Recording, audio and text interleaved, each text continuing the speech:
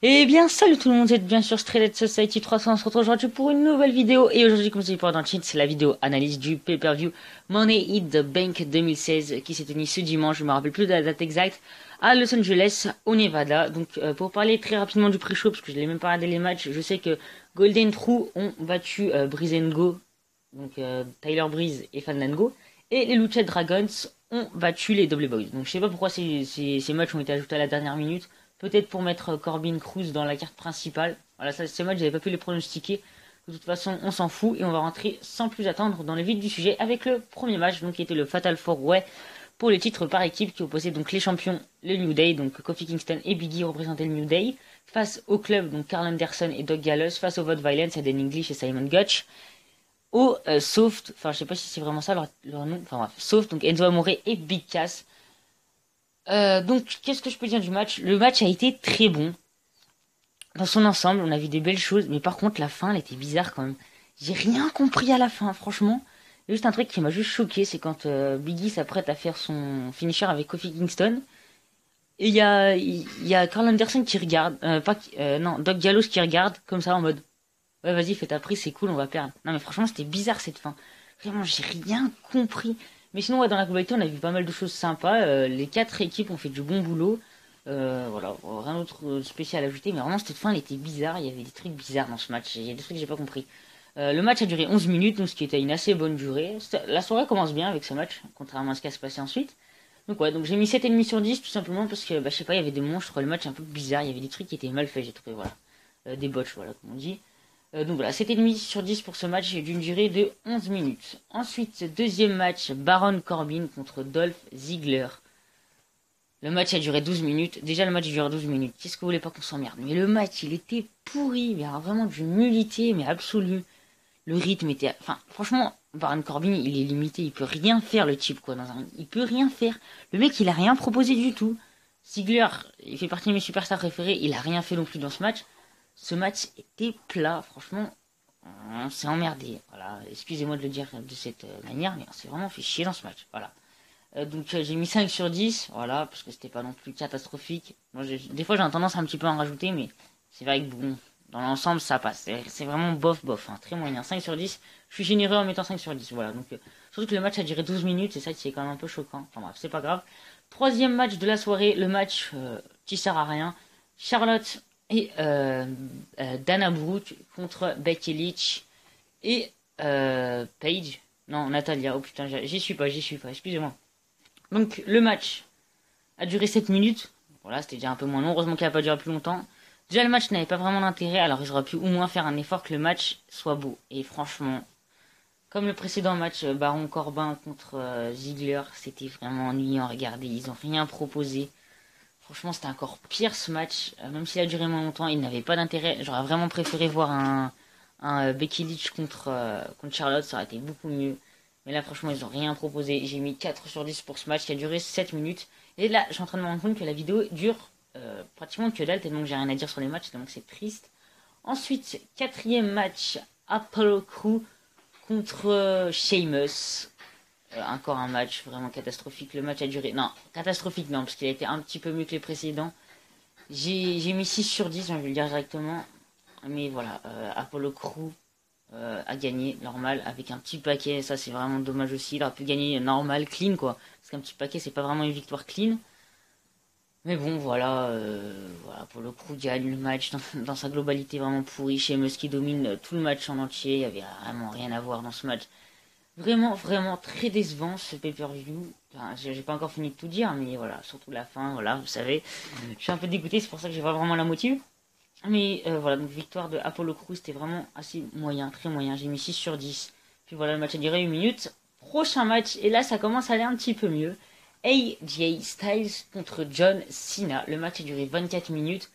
Ce match a été vraiment bon. Pas très très bon, mais vraiment bon. Je pensais vraiment m'attendre un petit peu à un match Kevin Owens, John Cena comme en 2015, mais c'était pas vraiment ça, notamment sur la fin. Le match était bon, ensemble, on a vu des bels enchaînements, et puis franchement, Styles a dominé tout le match.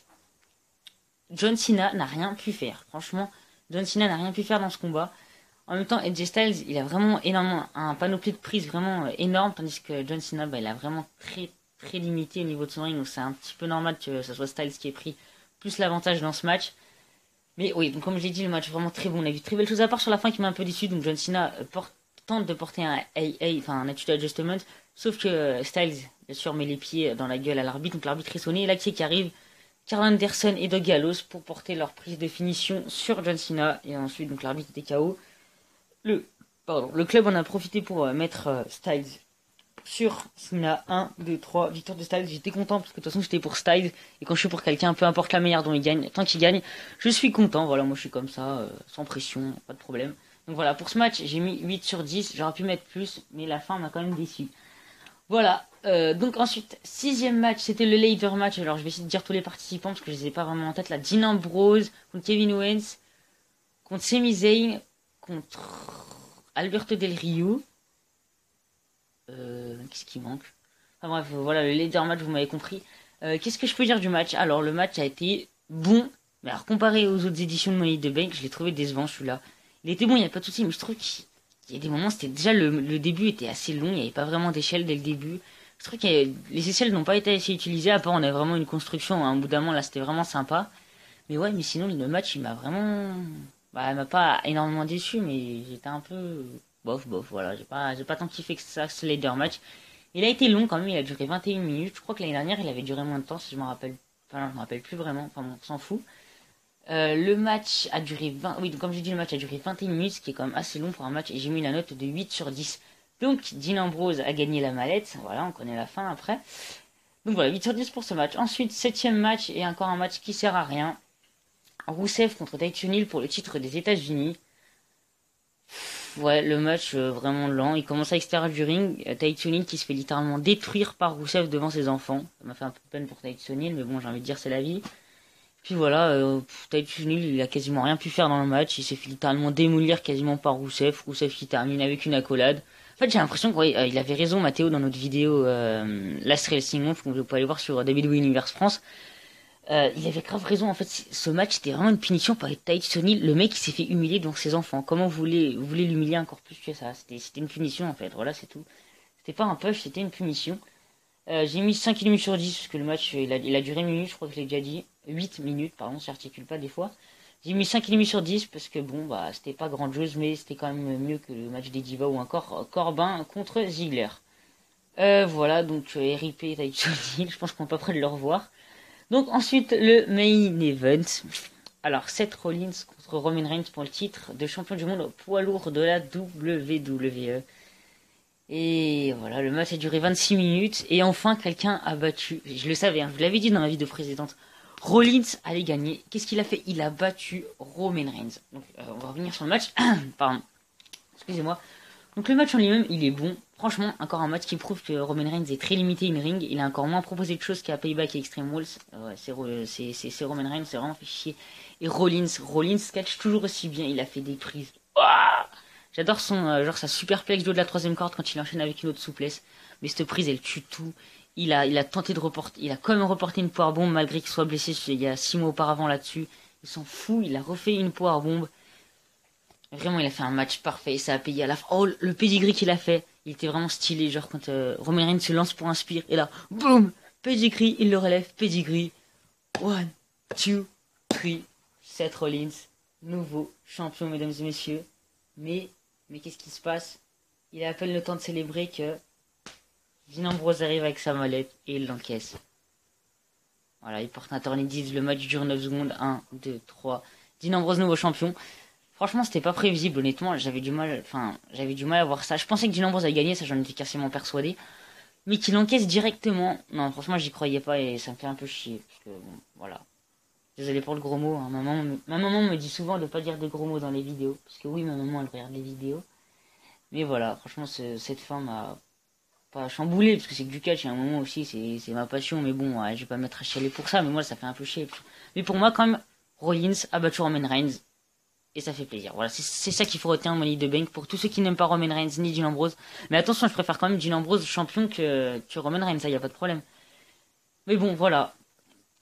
Rollins a quand même battu Roman Reigns et Rollins ne perdra jamais face à Roman Reigns, ça vous pouvez en être sûr. J'ai pas encore vu Raw. Je sais que j'ai vu que dans Raw il y avait Roman Reigns contre Seth Rollins. Donc si vous avez vu le show, vous êtes en train de rigoler parce que ça se trouve Roman Reigns a battu Seth Rollins. Mais par pitié, j'espère que Seth Rollins va affronter Dean Ambrose à Battleground. Et oui, aussi les gens, je vais dire un truc, je sais que pour vous ça va pas vous importer, mais j'ai acheté le WWE Network et vraiment je suis super content. Il y a vraiment tout ce qu'on veut, à part par exemple en 2006 il n'y a pas tous les Raw. Enfin bon, on s'en fout, on n'est pas là pour ça, pour dire ça. Donc voilà, donc ensuite la moyenne générale de ce pay-per-view est de 6,4, donc ce qui est vraiment très peu. Vraiment, ouais, en fait là je viens juste de faire le calcul et je suis choqué parce que oui, j'avais oublié de le faire juste avant. Je m'en excuse. J'espère que c'est pas trop entendu parce que j'ai fait une petite pause. Voilà, on a compris, on s'en fout. Mais ça fait que 6,4. Franchement, c'est le pire pay-per-view que j'ai vu en fait. Je me demande même si Fastlane 2015, non, oui, 2016 était pas mieux. Waouh, je suis choqué. 6,4 ça fait au total. Bah ouais, bah c'est ce que ça mérite. Hein. Écoutez, j'ai mis les notes avec le cœur. Hein. Mais ouais, franchement, 6,4 pour ce pay-per-view, c'est vraiment décevant. Bon, bah c'est comme ça, j'ai envie de dire. Donc excusez-moi si j'étais pas au top de ma life pendant ce pay-per-view, cette analyse, parce que tout simplement, voilà, Seth Rollins avait regagné le titre et il l'a perdu juste après face à Ambrose, ça fait un peu flic. Mais bon, c'est comme ça. Oui, donc au niveau de la note aussi pour le main event, j'ai mis 7,5 sur 10, parce que le match était bon, mais juste grâce à Rollins, parce que Roman Reigns, encore une fois, il a rien proposé, hein, si ce n'est que c'est Superman Punch et toutes ces conneries. Voilà, donc en tout cas, j'espère que cette vidéo vous aura plu. N'hésitez pas à liker, à vous abonner. Et moi, je vous dis à la prochaine pour une nouvelle vidéo. Peace!